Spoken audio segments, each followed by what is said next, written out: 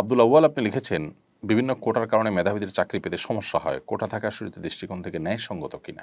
দেখুন, কোনো পিছিয়ে পড়ে থাকা জনগোষ্ঠীকে এগিয়ে নেয়ার জন্য যৌক্তিক এবং গ্রহণযোগ্য পর্যায়ের যদি কোটা থাকে, অথবা দেশের মানুষের প্রতি, জাতির প্রতি, জাতীয় ক্ষেত্রে কোনো অবদান কেউ রেখেছে, এরকম কারোর অবদানের স্বীকৃতিস্বরূপ তাদেরকে যদি কোনো সুযোগ সুবিধা দেওয়া হয়, রাষ্ট্র বা সরকার দেয়, সেটা যৌক্তিক কারণে দিলে এবং সেটা রাজনৈতিক কোনো উদ্দেশ্য ছাড়া বাস্তবতার ভিত্তিতে যদি দেওয়া হয়, তো সেটা শরীয়ত দৃষ্টিকোণ থেকে নাজায়েজ হওয়ার কোনো কারণ নেই।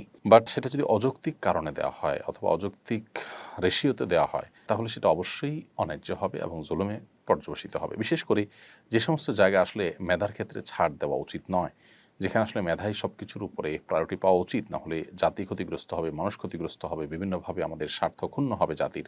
সেরকম জায়গাতে বিশেষ করে এই ধরনের ফ্যাসিলিটিস যদি থাকে, কোটার ফ্যাসিলিটিস বা কোটার সুযোগ, তাহলে সেক্ষেত্রে এখান থেকে জাতি ক্ষতিগ্রস্ত হতে পারে এরকম কোনো সিদ্ধান্ত নেওয়ার মতো ব্যাপার হলে সেটিতে অবশ্যই অন্যায় হবে। এগুলো আসলে পরিস্থিতি এবং ডিমান্ড, প্রয়োজন এবং আমাদের সাধ্য, এসব কিছুকে সমন্বয় করে এগুলো করতে হবে।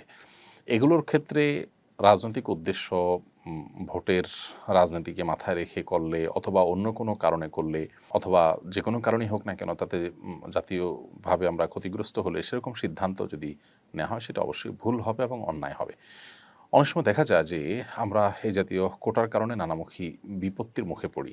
মেয়েদের জন্য যে কোটার ব্যবস্থা রাখা হয়েছে এবং বিভিন্ন সেক্টরে তাদের জন্য বিশেষ কোটা, বিশেষ করে নার্সিংয়ের কাজে মেয়েদের কোটা অনেক বেশি ছেলেদের তুলনায়।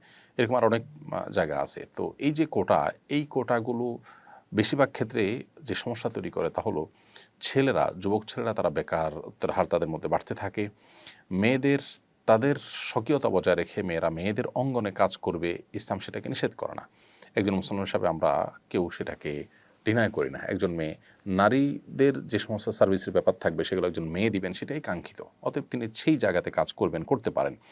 কিন্তু তাকে ছেলেদের সাথে যদি মিশিয়ে ফেলা হয় বা যেখানে ছেলেরা কাজ করতে পারে সেখানে ছেলেদের তুলনায় তাদেরকে যদি প্রায়োরিটি দেওয়া হয়, তাহলে সেটা কি হবে?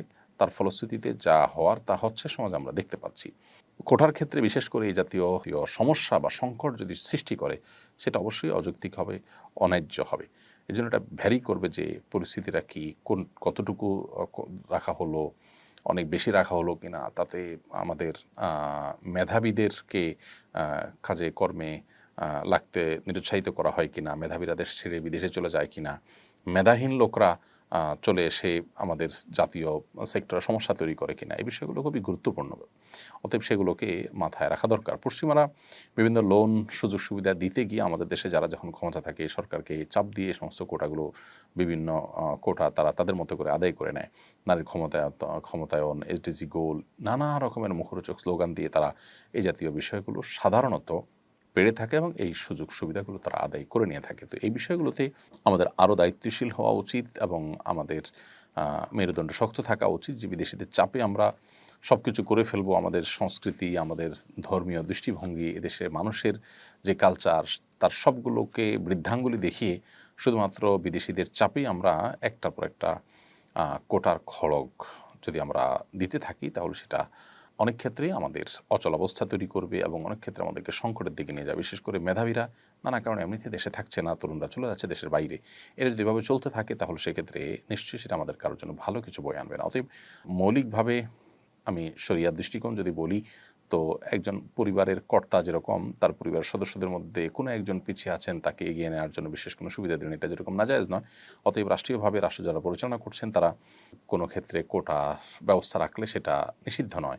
বিশেষ করে যখন কেউ রাষ্ট্রের প্রতি কোনো অবদান রেখেছেন, তাদেরকে স্বীকৃতিস্বরূপ কোনো কোটা দেওয়া হলো, কোনো সুবিধা দেওয়া হলো, এই সুবিধাগুলো দেওয়া অন্যায্য নয়। কিন্তু এটার রেশিওটা যেন যৌক্তিক হয়, অযৌক্তিক না হয়। বিশেষ করে যে সমস্ত জায়গায় মেধার ক্ষেত্রে কোনো ছাড় দেওয়া উচিত না, সে সমস্ত ক্ষেত্রে কোটা যথাসম্ভব না রাখা। এই বিষয়গুলো আসলে অবস্থা এবং পরিস্থিতির উপরে ভিত্তি করে এগুলোর বিধান শরিয়ত দৃষ্টিকোণ থেকে আসবে। এখানে অসৎ উদ্দেশ্য যদি কাজ করে, রাজনৈতিক টার্গেট লক্ষ্য যদি কাজ করে, জাতির ক্ষতি হোক আর লাভ হোক, তাহলে সেক্ষেত্রে সেটা যে অন্যায়, সেটা যে গুনাহের কাজ হবে, সেটি বোঝার জন্য পণ্ডিত হওয়ার প্রয়োজন নেই।